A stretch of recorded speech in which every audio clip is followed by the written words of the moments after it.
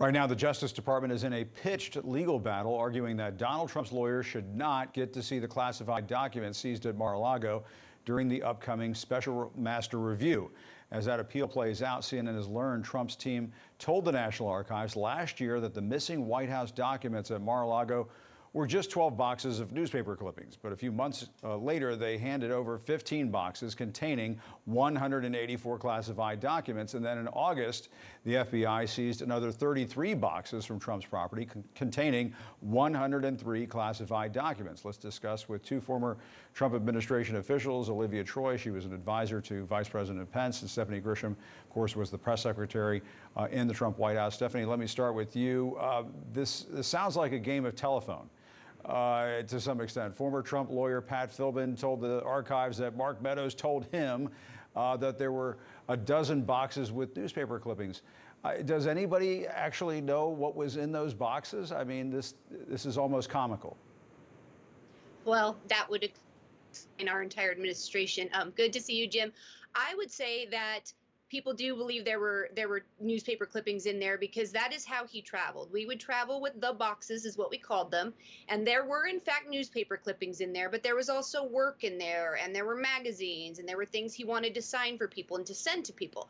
So the boxes did always have newspaper clippings. I would imagine Pat Philbin was told that there were clippings. He is an honest, righteous, moral attorney. I don't think he would ever do anything to cover up for Donald Trump or Mark Meadows or anyone else. So I believe he was told that, and he, in good faith, gave that message along. Mark Meadows, he knows better. I know what was in those boxes in terms of every day that we worked. The boxes followed the president everywhere. And there was always work in there with newspaper clippings. It was a mess. It was the Trump filing system. So Mark Meadows had to know.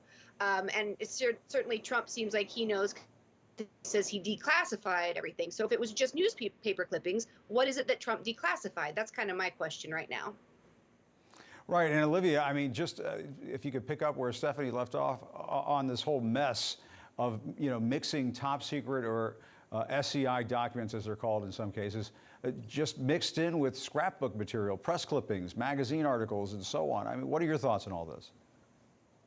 Yeah, it's completely ludicrous insanity to have these classified documents just mixed in with, it's like souvenirs, right? And meanwhile, lives are on the line here. Very sensitive information that belongs to the U.S. government. It does not belong to the former president. This is something years, decades of service that's coming together to develop this. And so the fact that, I'm very confused about the fact that it seems like it's ping pong now. It's like a game of hot potato of who knew what was in the box, who didn't know what was in the box. And I agree with Stephanie. I do think that Pat Philbin was just repeating what he was told. But I do think that it's important to investigate and get to the bottom of this and just who was involved in what appears to be the complete cover-up of this. And Stephanie, Trump, I'm sure you saw this, spoke with the conservative radio host Hugh Hewitt. He was asked what would happen if he were to face charges. Let's listen to that. If it happened, I think you'd have problems in this country, the likes of which perhaps we've never seen before. I don't think the people of the United States would stand for it. What kind of problems, Mr. President? I think they'd have big problems. Big problems. Stephanie, is Trump once again saying the riot part out loud? Absolutely, in my opinion, and make no mistake, I think that was a call to arms. I think he's asking for the extremist part of the MAGA community to get prepared if something should happen to their king. He learned nothing from January 6th, except for he knows he's got a group of very, very loyal followers who will believe anything he says and will do anything he says, which is exactly what we saw with the January 6th committee hearings when they showed videos of some of the people on the Capitol steps saying the president said to go home, or, the president said Mike Pence is a traitor, let's get him. It's clear, and he knows very well that these people will do whatever he says. So in my opinion, it was another call to arms because he's getting nervous.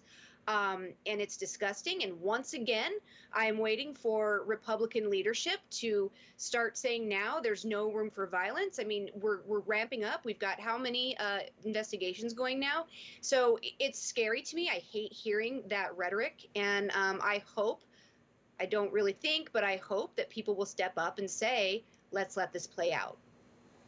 And Olivia, having worked for Mike Pence, I suppose you understand exactly what Trump is saying here. Absolutely, and we've seen this before when he does this. And look, what he's trying to do is it's intimidation, and he's trying to scare Americans. That's what he's actually trying to do. He's trying to message and say, I suppose. keep holding me above the law. I don't want to be held accountable. Yeah. And the Justice Department too, I suppose. He's sending a message. Exactly. I mean, this is what he does. And Stephanie, let me ask you about this new book that's coming out from Peter Baker of the New York Times and his wife Susan Glasser, who's also a reporter. They say that Melania Trump slammed Trump's handling of COVID at one point, telling him, quote, and this is according to their book, "You're blowing this. It's going to be really bad, and you need to take it more seriously." They write that he dismissed her concerns, and I'm just wondering, because you worked with the First Lady during this administration, you were there during the first months of the pandemic, many months of the pandemic. Did you hear any of this? Oh, yes. I mean, Melania Trump was the first in our administration to really come out and put videos out saying wear a mask. She was very responsible with COVID, and our whole East Wing was not working in the White House when everybody else was working on the West Wing. So I know she definitely talked to him about taking it seriously, and absolutely, I know he dismissed her and said it'll be fine. I'm not sure about, if she said you are blowing this, but it rings true to me. She was very, very cautious and nervous and worried about Americans and staff and her family when COVID was going on. And Olivia, I know because you worked with the Vice President's office that there were people across the administration, across the White House and the EEOB, who just thought Trump was blowing it on COVID. I mean, I would hear it all the time from Trump officials. Yeah, look, this is absolutely true. And honestly, it's infuriating when I read these accounts, knowing that hundreds of thousands of Americans have died of COVID. I'm in my hometown of El Paso right now visiting. El Paso was certainly hit hard with COVID. They suffered under it, as many other cities across the country. And look, I'm glad that these stories are coming out in books because it is true. Everyone knew the situation, and this is the result of a man who exhibited complete recklessness when it came to leading our country during that really, really challenging time. All right, Olivia Troye, Stephanie Grisham, great to see both of you. Thanks so much. Thank you.